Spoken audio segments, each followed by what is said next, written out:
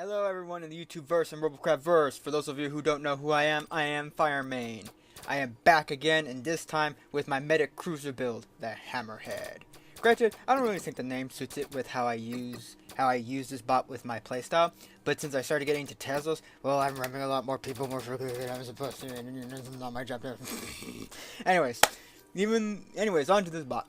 This bot, as you'll see in the video, is primarily built out of inners, then prisms, tetras, and rods, making this build very light, and as a result, fast on 8 wheels. Even though inners are 27 HP less than cubes, this bot is still very sturdy, and since inners, tetras, and prisms regenerate faster than cubes, my frame can be rebuilt quicker than most.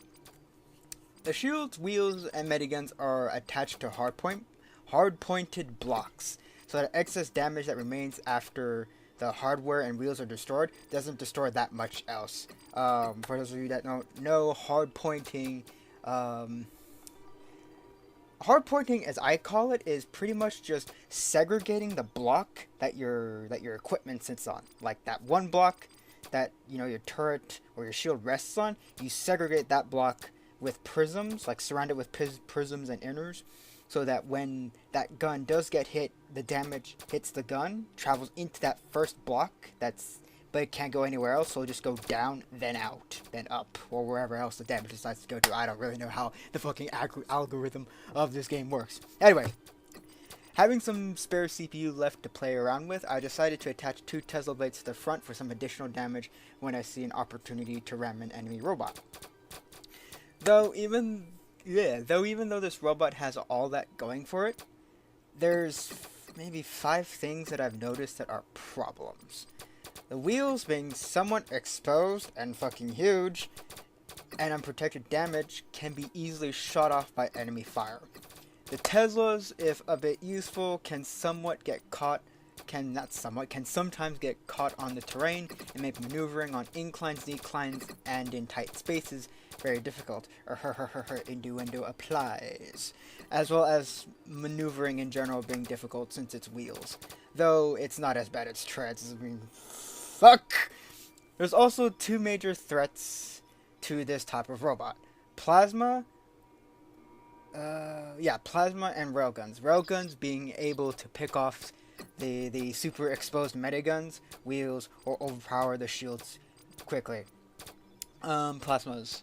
Yeah, in general, plasmas, if they miss their shots, the plasma splash damage has a chance to nick the wheels and destroy them sometimes. Though it's very picky when the splash damage wants to kill something, when it doesn't want to kill something. Like, sometimes I'm enraged with the splash damage, sometimes I'm not. I don't even know. While though airborne plasmas can do more damage if their shots land directly onto the robots, since if in this figurative example, if a shot lands right on top of me, it'll overpower the top shields and destroy the mediguns, 4 mediguns that are on top of my robot.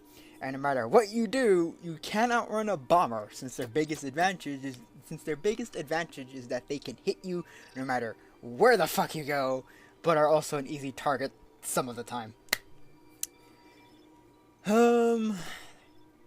Pros and cons now put forth onto the table. Opinion time. My opinion of my own robot, it's tank, fast, capable of doing some damage, electroplated, and a meta class. It's essentially my kind of robot with my playstyle. It's like, more please is what I say. As I think I mentioned in a previous video, I play tentatively, meaning I will hide, stay behind cover, and try not to be in the enemy's line of fire. However, if given an opportunity to be a aggressive medic, to get a kill or help finish off a target, I'll dive in and most of the time survive. With my playstyle, railguns aren't much of an issue to me given how I play, but I know they're a huge threat to my robot's hardware. But, a bit of a gripe, It baffles me when there's a plasma bomber landing shots on me, and I've called out several times in the chat that there is a bomber right above us. Like, it could be a helicopter bot, it could be right above us. And most of the time, I've called it out in chat and spotted it, but most of the time, nobody does anything about it until all my mediguns are gone or I'm fucking dead. As a medic gun or as any bot, really, you're pretty much useless if you're dead.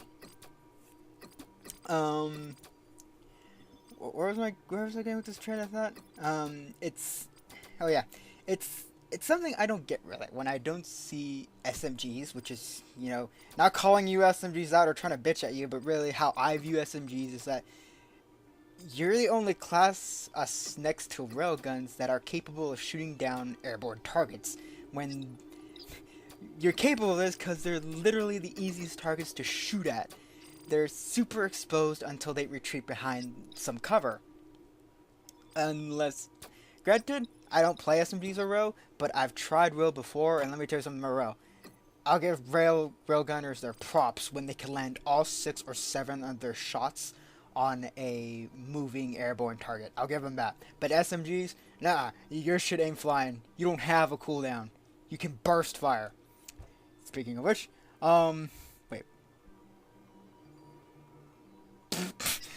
speaking of which, the few SMGs that I've seen attack airborne targets don't burst fire.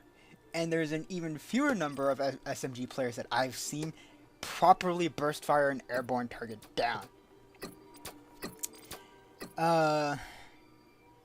Granted, as a medic, it's part of the job description. I mean, you gotta be prepared to be obliterated by plasma bombers and rage as your team does nothing about it. Hence why I built my bot. Hence why, granted, I've only put out 2 videos of 2 of my bots, but down the line, you'll see a recurring pattern with my robots, or like literally one-to-one similarities of why I've built the bots the way they are. Because over time, I've built up this like, I'm not really sure what to call it. I just call it a thing. This thing where I can't trust or even have faith in my team members to protect me or other medics. I think it's the whole rely on yourself and no one else type of thing with me. Well. My griping aside, overall, this robot of mine is excellent for tentative fighters in my opinion. Though not very versatile in terms of like outfitting it with plasmas, SMGs, or railguns, since there isn't that many gun mounts or CP or like enough CPU with this frame to allow for redundancy in weapons. Is that it? I think that's about it with my thoughts on this robot. Really, I can't really can't really think of anything off the top of my head that comes to mind.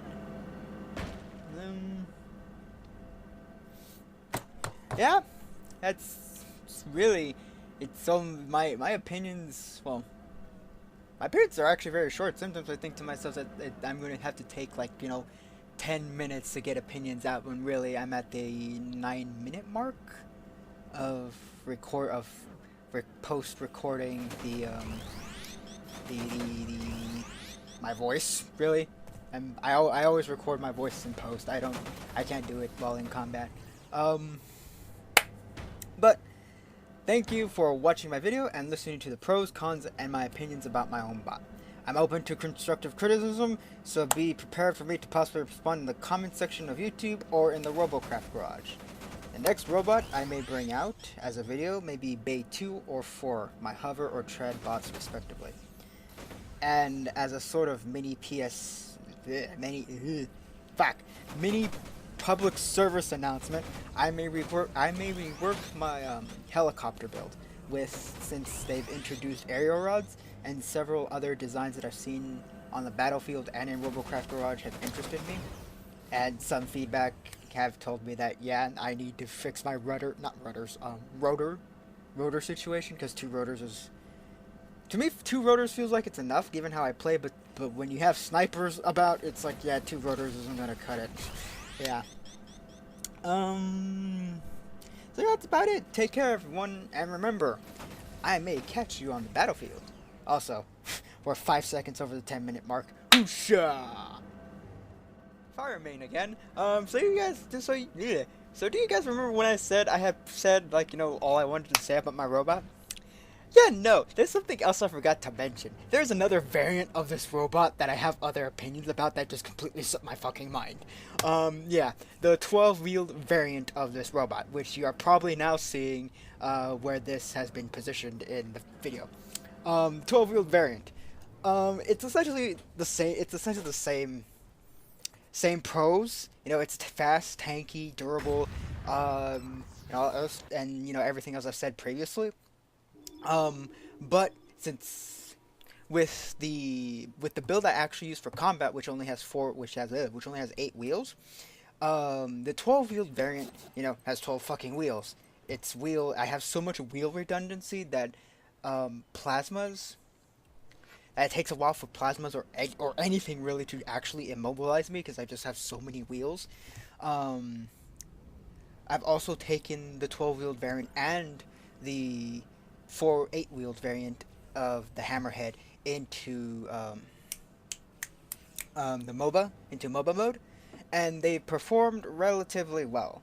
Um, the 8-wheeled Hammerhead actually gave me some trouble because of how intense how intense that game mode gets very quickly, and in my opinion, 8 wheels feels like it's enough for MOBA mode, but um, it also feels like it's not enough. However, when I bring in the 12-wheeled variant of the Hammerhead without the Teslas or radar into the MOBA mode, even though I really don't like going into any match without a radar, um, when I bring the 12-wheeled variant into the MOBA mode, my wheels actually last a bit longer. And, well, not my wheels specifically, but I'm able to move around. I'm still capable of moving around for a lot longer if most of my wheels get shot off, because hey, I have 6 wheels on each side. It's gonna take a lot. Or if you're a plasma bomber or a plasma in general who gets lucky and just annihilates one side of my wheels, and then I just throw my hands up off the keyboard and just go like, I give up. I'm in. Just kill me. You've knocked out one side of my wheels. I give you props. Um, the 12-wheel variant, yeah, 12 wheels. Lots of redundancy in the wheels. However, since it has 12 wheels, it actually hits diminishing returns. It hits the diminishing return limit. So in reality, having 12 wheels for redundancy is fucking great, but you're not going that much faster. Like, I think, since I've gone over the footage again, uh, I think my 8-wheeled version of the Hammerhead is much more faster. It's what the hell? I'm repeating adjectives here. The 8-wheel variant is much faster than the 12-wheel variant because because the 8-wheel variant is only 2 wheels above the diminishing return, which isn't that much. Like, you're not losing that much, but it's all thing, you lose some, but you're getting just a bit more. Like, it's what I say. I think you only lose 20 miles per hour a wheel. Uh, yeah, like when you add a wheel, you lose 20 miles per hour on that wheel. I think it's how the diminishing return works. Uh, that's yeah. My 8 wheels is faster than my 12 because it's not hitting the diminishing return so hard. Is what I'm trying to say. Even though I've been tripping over myself repeatedly in the past 4 minutes here. Um, Redundancy, still tanky, it's fast, not as fast as the 8 wheels because the 8 wheels has the thrusters. I don't like being without a radar. Just having a radar is very handy for catching ambushes, and like it's good for when you can see like there's 4 people around the corner. I think you should run away rather than just charging in. The Teslas.